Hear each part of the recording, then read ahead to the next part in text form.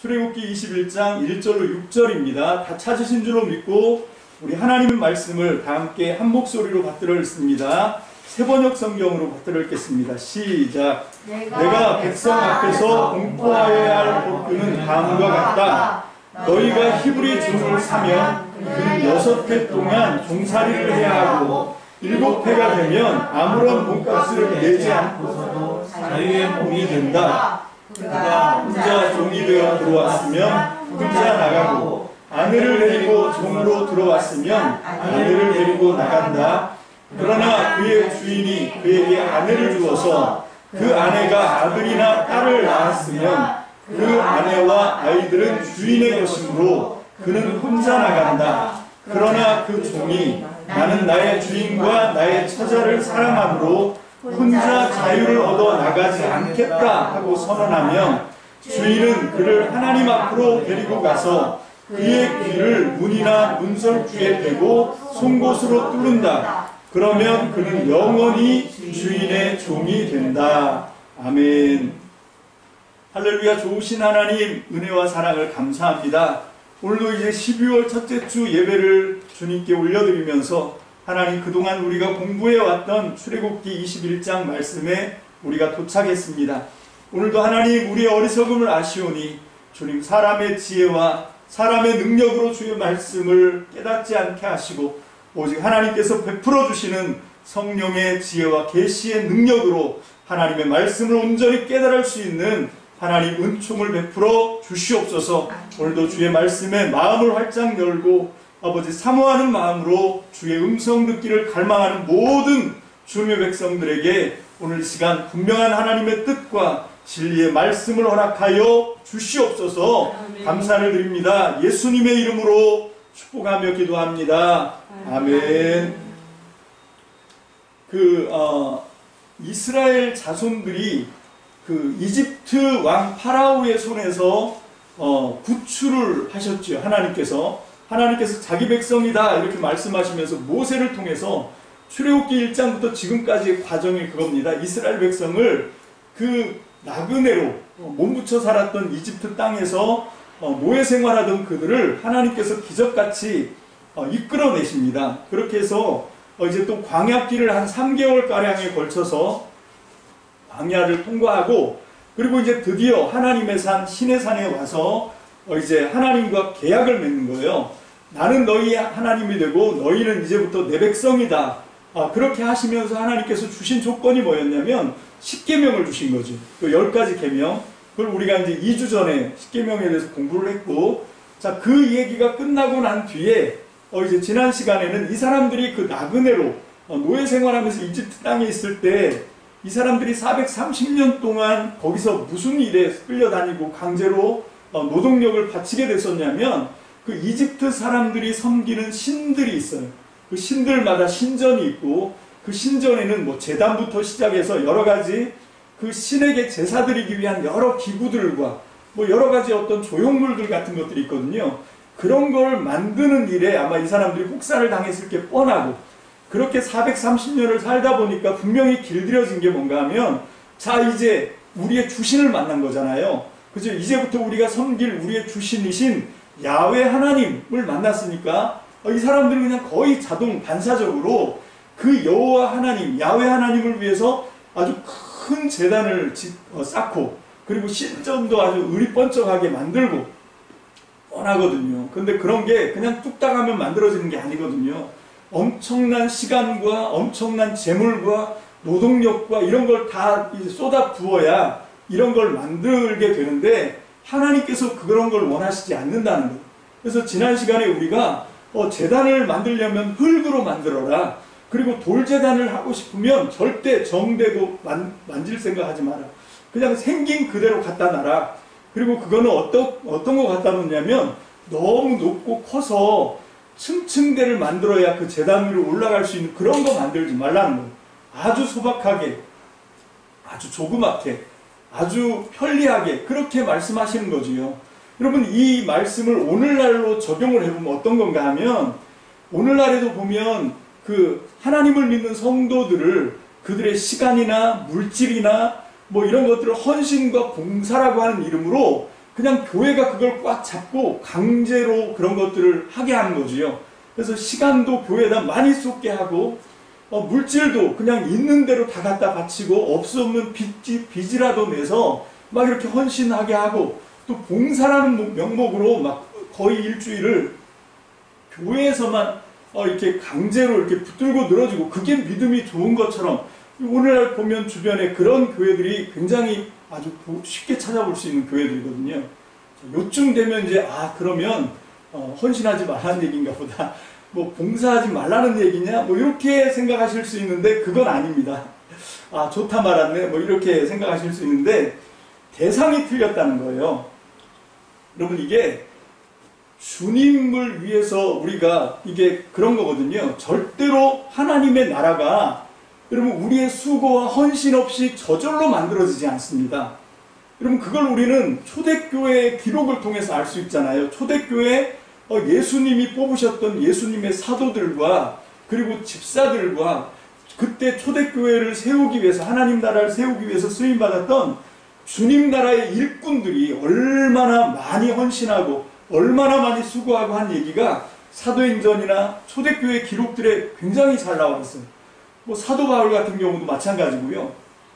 얼마나 헌신하는지 그렇게 하다가 나중에는 자기 목숨도 아끼지 않고 다 갖다 바치는 거죠. 순교자들 뭐 이런 건 정말 흉내낼 수 없을 정도로. 왜 그렇게 합니까? 주님을 사랑하니까. 그리고 주님께서 원하시는 주님의 나라를 세워야 되니까. 근데 그거는 저절로 되는 게 아니고 우리의 그런 헌신과 순교와 노력을 통해서 하나님 앞에 바치는 그런 헌신과 수고를 통해서 세워지는 것이 하나님의 나라이기 때문에 그래요. 지금도 마찬가지입니다.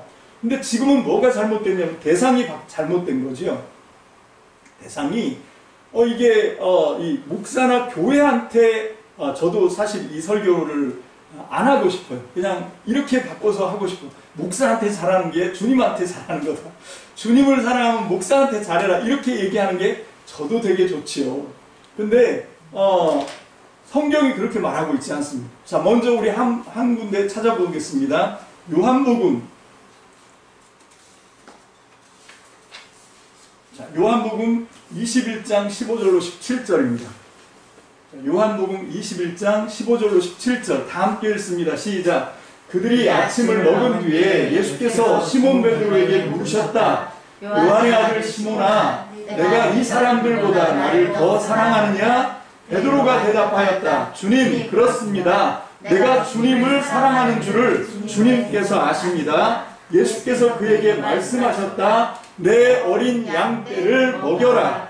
예수께서 두 번째로 그에게 물으셨다. 요한의 아들 시몬아, 내가 나를 사랑하느냐? 베드로가 대답하였다. 주님, 그렇습니다. 내가 주님을 사랑하는 줄을 주님께서 아십니다. 예수께서 그에게 말씀하셨다. 내 양떼를 쳐라. 예수께서 세 번째로 물으셨다. 요한의 아들 시몬아, 내가 나를 사랑하느냐? 그때 베드로는 예수께서 내가 나를 사랑하느냐 하고 세 번이나 물으심으로 불안해서 주님께서는 모든 것을 아십니다. 그러므로 내가 주님을 사랑하는 줄을 주님께서 아십니다 하고 대답하였다. 예수께서 그에게 말씀하셨다. 내 양떼를 먹여라. 아멘.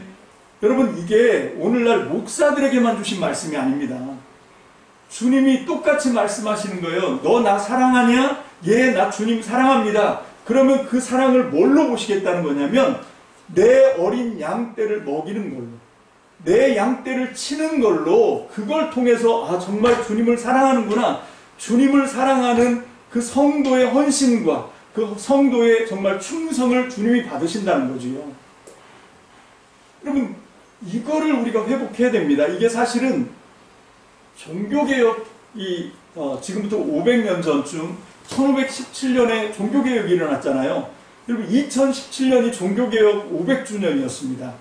근데 사실 이 종교개혁은 이 세 가지 중요한 그 가치를 가지고 이제 종교개혁이 시작되거든요. 1517년에 마틴 루터가 이제 그 로마 가톨릭 교회가 뭐가 잘못됐는지, 그건 성서에서 벗어났다는 거죠. 그래서 첫 번째 주장이 뭔가 하면 솔라 피데, 죄송합니다. 솔라 스크립투라. 이게 뭔가 하면 스크립투라가 라틴어로, 이게 라틴어인데 이 솔라가 오직, 그리고 스크립투라는 성경입니다. 말씀으로 돌아가야 된다는 거지요. 이게 가톨릭 교회가, 당시 로마 가톨릭 교회가 하나님의 말씀을 제대로 잘 순종하지 않은 거예요. 그래서 그런 것들을 추구하면서 마틴 루터는 종교개혁을 통해서 이 솔라 스크립투라, 오직 성경, 그 다음에 두 번째가 솔라 그라티아, 이게 은혜예요. 은혜, 그라티아가. 그리고 오직 은혜, 그리고 세 번째가 솔라 피데, 이게 믿음입니다. 그러니까 오직 성경, 오직 은혜, 오직 이 믿음, 이 세 가지 기치를 갖고 종교개혁을 한 거거든요. 자, 이게 이제 정신이에요. 이게 가치고, 이 가치를 가지고 종교개혁을 하는데, 그렇게 해서 어디로 가자는 얘기냐? 초대교회처럼 가자는 거예요. 초대교회가 어떤 모습이었기에, 그 가운데 이제, 베드로 전서 2장 9절, 이걸 종교개혁자들이 굉장히 중요하게 생각하죠. 한번 보겠습니다. 베드로전서 2장 9절, 시작. 그러나 여러분은 택하심을 받은 족속이요, 왕과 같은 제사장들이요, 거룩한 민족이요, 하나님의 소유가 된 백성입니다. 그래서 여러분을 어둠에서 불러내어 자기의 놀라운 빛 가운데로 인도하신 분의 업적을 여러분이 선포하는 것입니다. 자, 이 말씀을 베드로 전서 2장 9절 말씀을 붙들고 종교개혁 하시는 분들은 뭐라고 얘기하냐면, 로마 가톨릭 교회가 유럽에서 1000년 동안 그 주후 500년부터 이제 교황 제도가 생기거든요. 그래서 로마 가톨릭이라고 하는 이제 교회가 생겨나게 되는데, 그 교회가 1000년 동안 유럽을 완전히 지배를 하면서 이게 교황 중심, 그리고 사제 중심, 교회 중심으로 1000년 동안 유럽 역사를 끌고 왔거든요. 그런데 그 1000년 역사를 근대 그 인문주의, 모든 인문주의자들이, 특히 이 역사를 연구하는 사람들이 그 교회가 교황 중심으로, 사제 중심으로, 교회 중심으로 끌고 왔던 그 유럽의 1000년의 역사를 가리켜서 뭐라고 그러냐면, 이건 죽은 시간이다, 이렇게 얘기하는 거예요. 그게 우리가 많이 들어왔던 중세 암흑기라고 얘기하는 거예요. 왜 이렇게 됐는가? 종교개혁하는 사람들이 보니까 이거 성경대로 안 해서 그렇다는 거죠. 성경에는 모든 믿는 사람들이 다 똑같이 제사장이 돼야 되는데, 이 사람들은 그게 아니라 그거를 사제에게만 있는 무슨 고유적인 특권인 것처럼, 그래서 이 제사장, 사제 중심, 이 사람들만 어떤 하나님께서 맡겨주신 그런 걸 주장했던 거죠. 그것 때문에 이 교회가 말씀에서 벗어나니까 결국은 자기들도 망가지는데, 자기들만 망가지는 게 아니라 세상도 망가뜨리더라. 그렇게 얘기를 하고 있는 거죠. 그래서 이 종교개혁자들은 초대교회를 본으로 삼고 가는데, 그 초대교회 모습들을 우리가 잘 알 수 있는 게 사도행전 6장 4절 한번 가봅시다. 사도행전 6장 4절 다 함께 읽습니다. 시작. 우리는 기도하는 일과 말씀을 섬기는 일에 헌신하겠습니다. 아멘. 자, 주 30년에 예수님이 승천하신 십자가에 먼저 죽으시죠. 죽으셨다가 사흘 만에 부활하시고 40일 동안 제자들 가운데 있으면서 하나님 나라에 관한 일을 말씀하시고 가르치시다가 40일째 되니까 감람산, 그리심산이라고 하죠. 죄송합니다. 그리심이 아니고 감람산, 올리브산, 시내산 맞은편에, 시온산 맞은편에 있거든요. 시내산은 저기, 이집트 저 밑쪽에 있는 거고, 그 시온산, 예루살렘이 있는 산이 시온산이거든요. 그 시온산 건너편에 있는 산이 감람산, 올리브나무가 잔뜩 있어서 올리브산이라고 불리우는 그런 산이에요. 거기서 이제 예수님께서 승천하시죠. 하시면서 지난 몇 시간 동안 우리가 살펴봤던 것처럼 이 도성 예루살렘을 떠나지 말고 하나님이 약속하신 성령이 임할 때까지 여기 있어라. 그 누가복음의 말씀이에요. 그래서 제자들이 열흘 동안 전심으로 기도하다가 성령을 받습니다. 자, 그렇게 성령을 받고 시작된 교회가 최초의 교회, 예루살렘 교회죠. 그 예루살렘 교회가 이제 막 생겨나고 막 3,000명, 5,000명 막 이렇게 숫자적으로 부흥이 일어납니다. 그러니까 이 문제가 생기는 게 어떤 거가 있냐면, 그 많은 사람들 가운데 이 가난한 사람들이 있었던 거죠. 그 사람들에게 구제하는 일이 있었는데, 사도행전 6장을 쭉 읽어보면 구제하는 일 때문에 분쟁이 생겨요. 초대 예루살렘 교회에 이제 막 불만들이 생긴 거지요. 왜 우리 과부들은 구제하는 일에서 제외를 시키느냐. 이러고 막 이 데모를 하니까, 열두 사도들이 결론을 내린 게 그겁니다. 이건 우리가 할 일이 아니다. 그래서 구제하는 일을 하기 위해서 7명의 집사를 따로 세우는 이야기가 이 사도행전 6장 이야기입니다. 그 7명의 집사를 기도하면서 그들에게 구제하는 일을 다 맡기면서 왜 이런 일을 하냐고, 하냐면, 하고 이제 의도를 설명하는 게 6장 4절이에요. 뭐라고 얘기하는 거예요? 우리는 기도하는 일과 말씀 섬기는 일만 하겠습니다. 12사도가 그렇게 얘기하는 거예요. 자, 그런데 여러분 이게 12사도, 그럼 기도하는 것과 말씀 전하는 건 그러면 12사도들만 하는 거냐? 그건 아니라는 거죠. 그 증거가 뭐냐? 곧바로 스데반이라고 하는 집사, 이 집사거든요. 구제하는 일을 위해서 세워놓은 집사. 근데 이 사람이 예루살렘 성전에서 유대인들을 모아놓고 설교를 해요. 하나님 말씀을 가르친다고요. 그러다가 이 유대인들이 빈정상하니까 스데반을 죽이지요. 그 일로 박해가 일어납니다. 그러니까 뿔뿔이 흩어졌는데 그 중에 빌립 집사라고 하는 7집사 중에 하나인데 빌립 집사가 어디로 가냐면 사마리아로 가요. 거기 가서 기도하면서 말씀을 증거해서 그 사마리아의 교회가 세워지는데 엄청 부흥을 합니다. 그게 사도행전 8장의 이야기예요. 자, 우리 8장 27절 또 읽어보겠습니다. 8장 27절 시작. 빌립은 일어나서 가다가 마침 에티오피아 사람 하나를 만났다. 그는 에티오피아 여왕 간닥의 보관으로 이 여왕의 모든 재정을 관리하는 내시였다. 그는 예배하러 예루살렘에 왔다가. 아멘. 자, 이렇게 사마리아에서 교회 사역을 하고 있는데 갑자기 성령이 빌립 집사에게 광야로 나가라. 그래서 가사까지 내려갔다가 거기서 누구를 만나냐면 이 사람을 만난 거예요. 근데 이 사람이 마차를 타고 돌아가면서 두루마리 하나를 얻었는데 그게 이사야서의 말씀이었어요. 그거를 읽으면서 가고 있는데 거기 가가지고 접근해서 물어보지. 네가 읽는 거 그거 지금 이해하고 있냐? 이렇게 물어보니까 알려주는 사람이 없는데 내가 이걸 어떻게 이해합니까? 그러니까 이제 빌립 집사가 올라가서 그 말씀을 풀어 설명하면서 예수 그리스도를 전한 거죠. 복음을. 자, 그리고 난 다음에 결론으로 뭘 하냐면 38절에 8장 38절입니다. 시작. 빌립은 마차를 세우게 하고 내시와 함께 물로 내려가서 그에게 세례를 주었다. 아멘. 그러니까 집사인데 세례를 줘버리는 거지요. 이게 무슨 얘기입니까? 이게 목사들만 하는 전유물이 아니었다는 거예요. 사도들만 하는 전유물이 아니었다는 겁니다. 자기들만 독점적으로 하는 그런 게 아니라 초대교회 모습은 뭐였냐면 믿는 사람이면 주의 일을 다 같이 하는 거예요. 이게 소위 말하는 그 만인 사제설, 만인 제사장설이라고 우리가 이제 번역에서 알고 있는 그런 말인데, 여러분 이걸 최초로 주장했던 게 마틴 루터죠. 마틴 루터가 이게 독일 말로는 프리스테루툼 알러 글로이비겐이라고 하는 거예요. 저게 전신자 제사장설 뭐 이렇게 번역할 수 있는 건데, 그걸 이제 영어로 얘기하면 priesthood of all believers.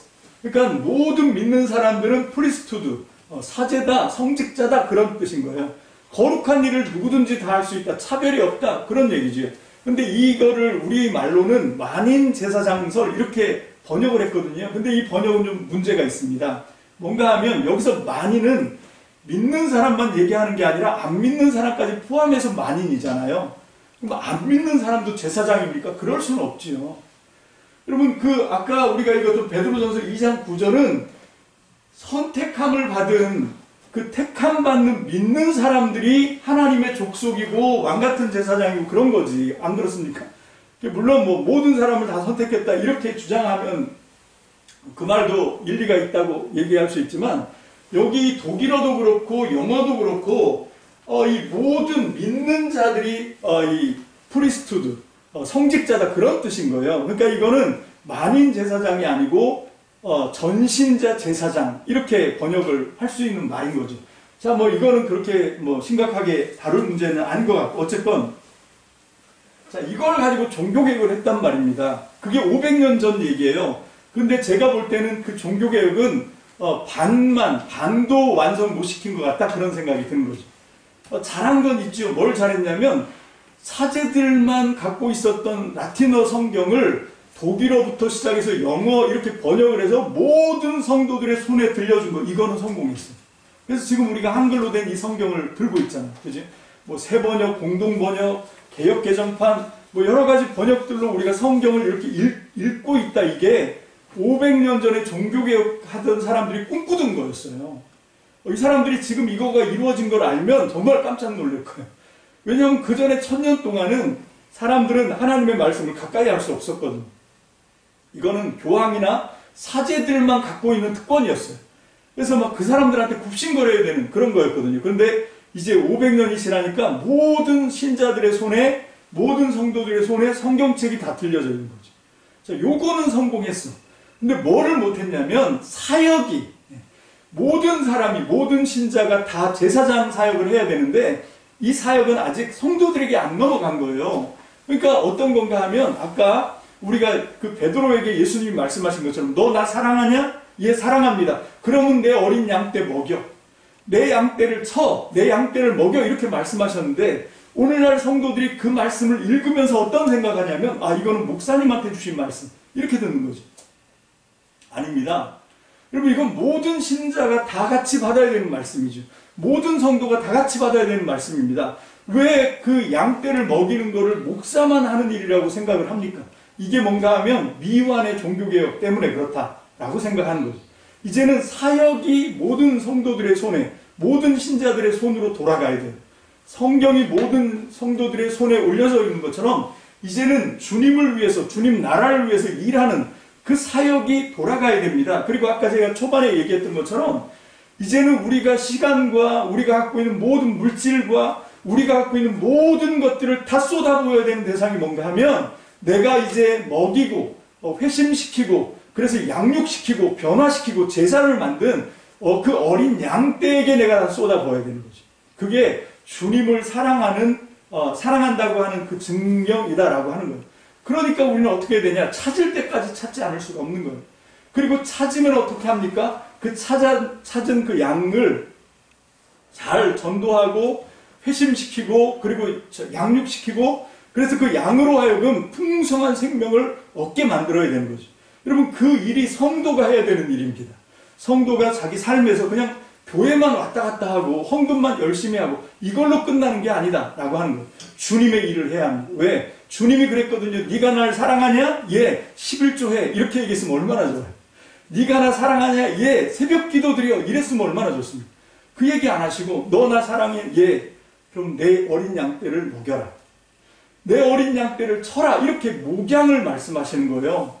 여러분, 사람을 하나님의 사람으로 찾아서 구원하고 세우고 뭐 이렇게 하는 걸 말씀하고 있는 거죠.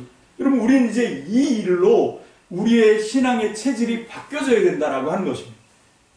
자, 그리고 나서 이제 이런 배경 지식을 가지고 오늘 우리가 배워야 되는 말씀으로 돌아옵니다. 자, 지금까지가 이제 서론이었다는 거예요. 이제 아직 초입으로 못 들어갔다는 얘기. 언제 설교 끝나려고?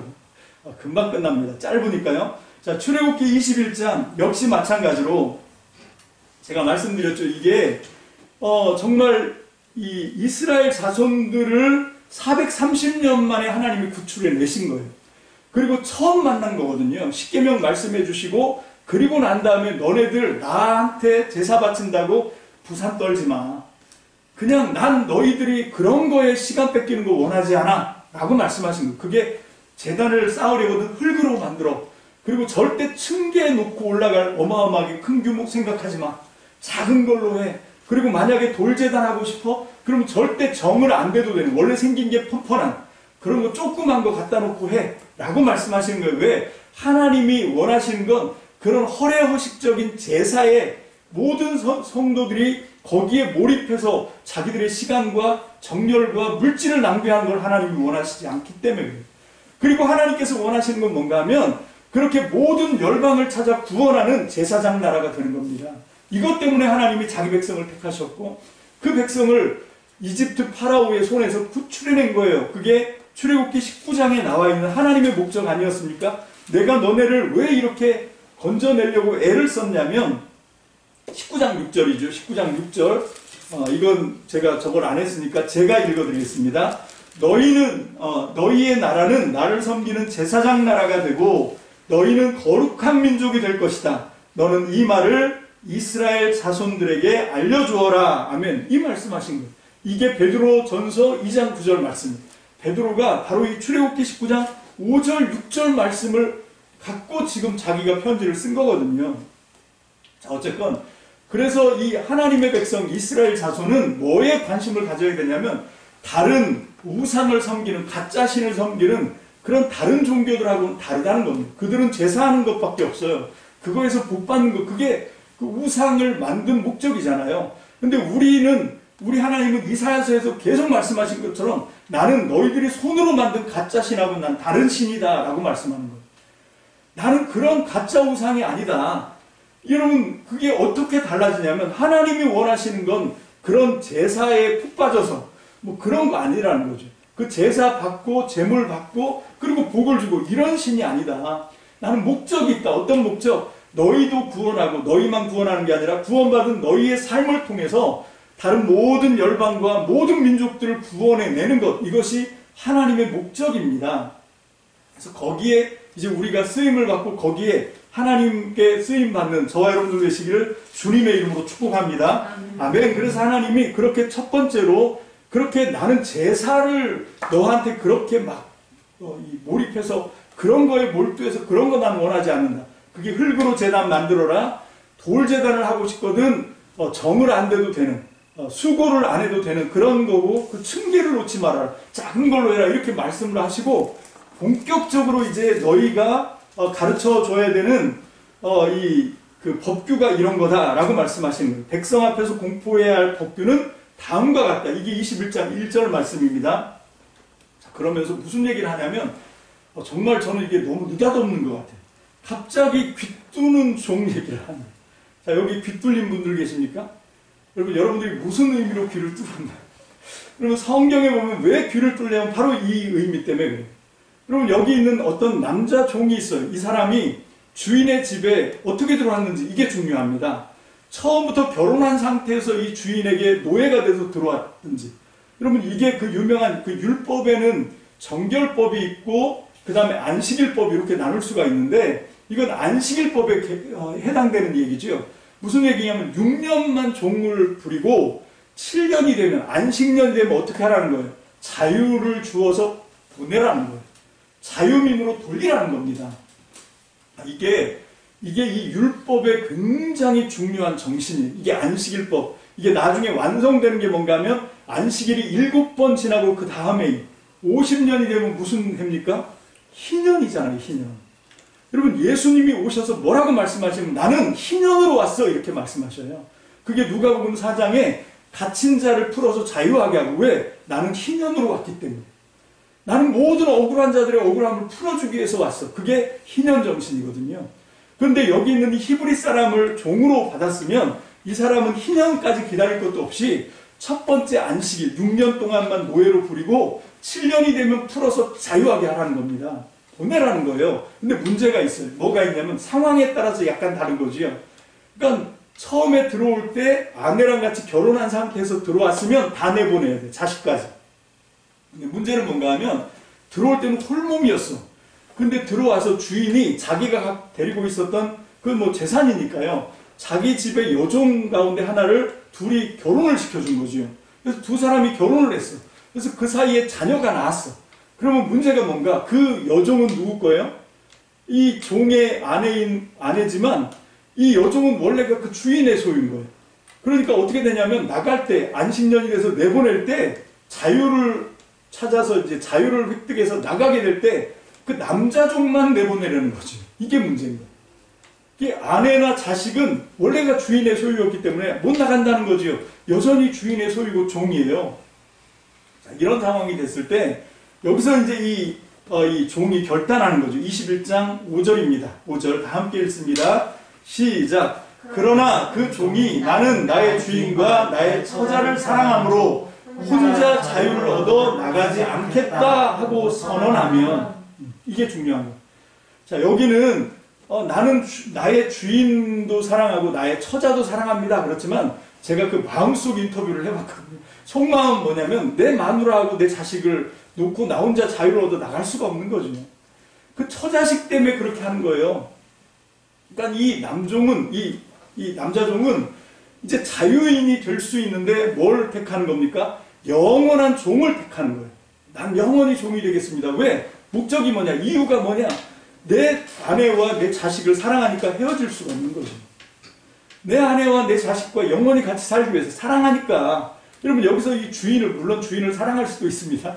근데 저 같은 좀 성물 근성이 강한 그런 사람이 볼 때는 뭐 주인 사랑하면 얼마나 사랑하겠어? 뭐 이런 생각이 드는 거죠. 내 아내가, 내 자식이 정말 내가 나 혼자 자유 얻었어. 그리고 그냥 다 방치하고 버려두고 무책임하게 나 혼자 나가서 자유를 누려? 이게 말이 안 되는 거죠. 그러니까 어떻게 합니까? 차라리 그냥 내가 평생 종으로 살더라도 내 사랑하는 아내 지켜주고 내 자식을 키우는 그 아버지로 내가 살기를 원합니다 하고 귀를 뚫어버린 거지요. 자, 이 얘기를 왜 맨 처음에 할까요, 하나님? 왜 이걸 맨 처음에 하겠습니까? 여기서 이 귀 뚫린 종은 누굽니까? 여러분, 여기서 이 귀 뚫린 종은 누구냐면 하나님은 자기 자신을 가리키는 거예요. 제가 볼 때는 이건 하나님 얘기입니다. 여러분, 지난 시간에도 잠깐 얼핏 얘기했지만 하나님이 아브라함을 통해서 그의 후손들과 너 내 백성 해, 나 너 하나님 할게, 그리고 나서 속 썩은 건 하나님밖에 없어요. 이 되게 안 변하거든요. 그래서 하나님이 몇백 년 동안 가슴을 치면서 후회를 하시고 몇백 년 동안 고통을 당하시거든요. 하나님이 그럴 이유가 없어요. 그럴 필요가 없습니다. 근데 왜 그렇게 하십니까? 사랑하니까. 하나님이 사랑하니까 인간의 역사 속에 뛰어들어오신 거죠. 그리고 그들과 같이 얽힌 거예요. 어떻게 하든 이 백성을 제사장 나라로 만들기 위해서, 어떻게 하든 하나님의 거룩하심을 닮은 온전하게 성결한 그런 사람으로 변화시키기 위해서 하나님이 당신의 모든 자유를 포기하고 기꺼이 스스로 얽매여 종이 되어서 이 땅에 들어오신 거죠.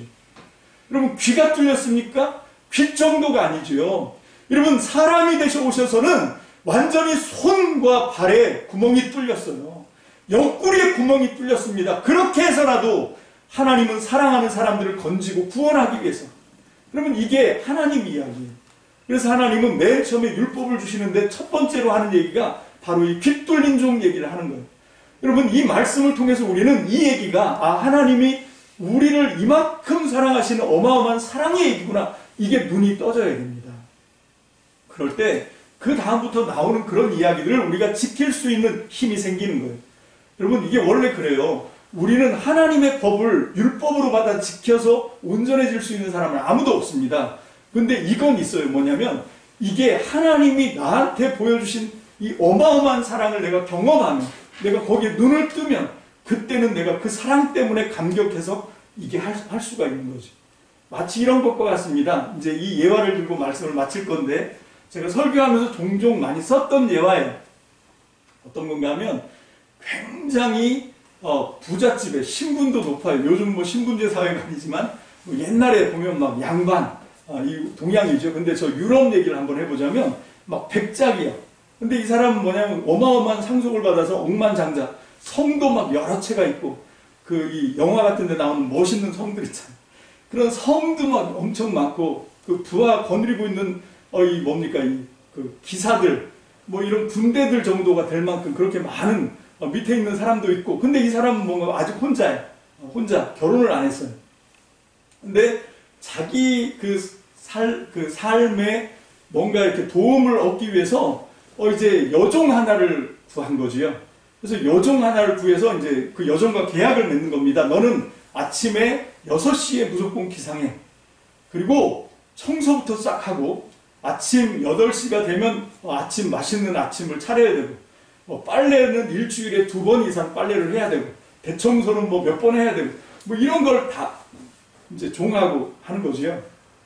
그래서 그 여종이 이제 그 백작 주인을 위해서 열심히 그 계약 조건대로 막 열심히 일을 했어요.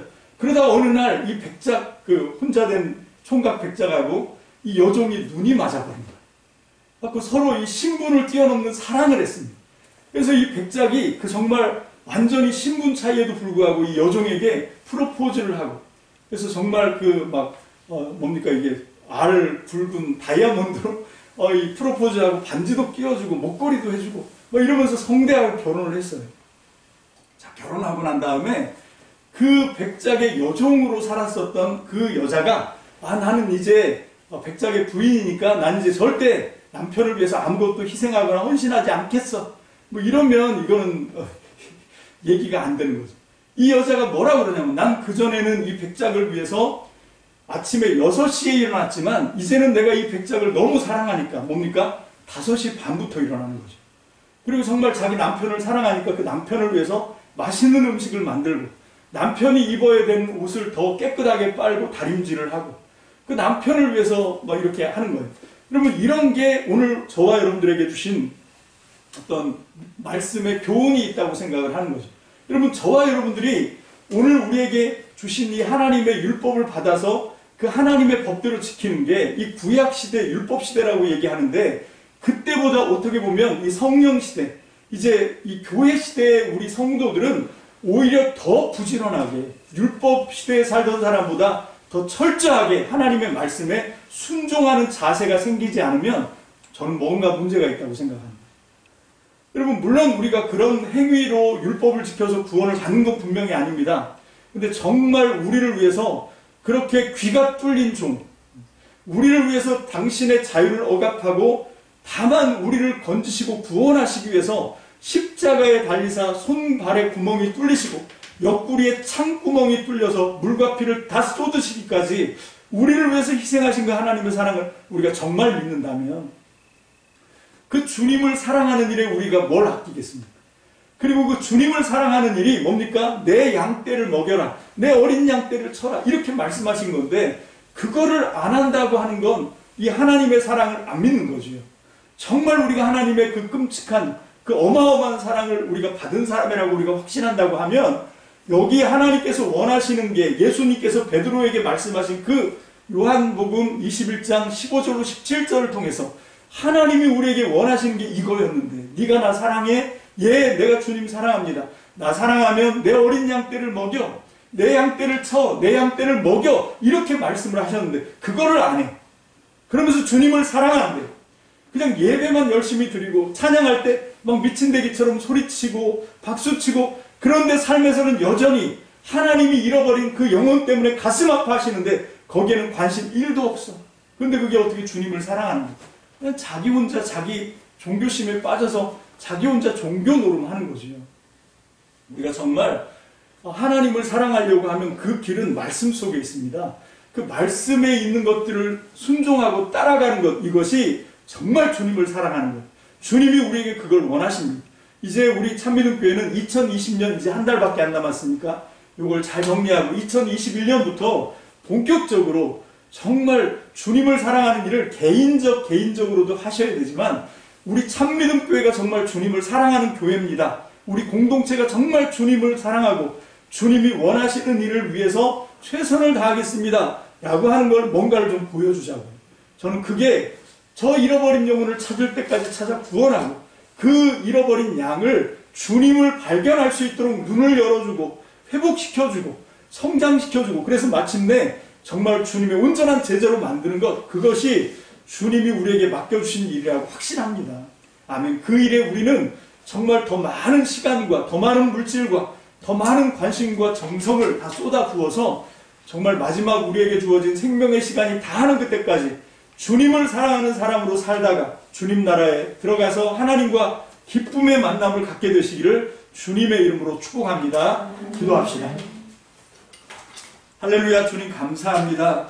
출애굽기 21장 1절로 6절 말씀을 통해서 하나님이 우리에게 풀어주신 그 놀라운 사랑을 다시 한번 기억하게 하시니 감사합니다.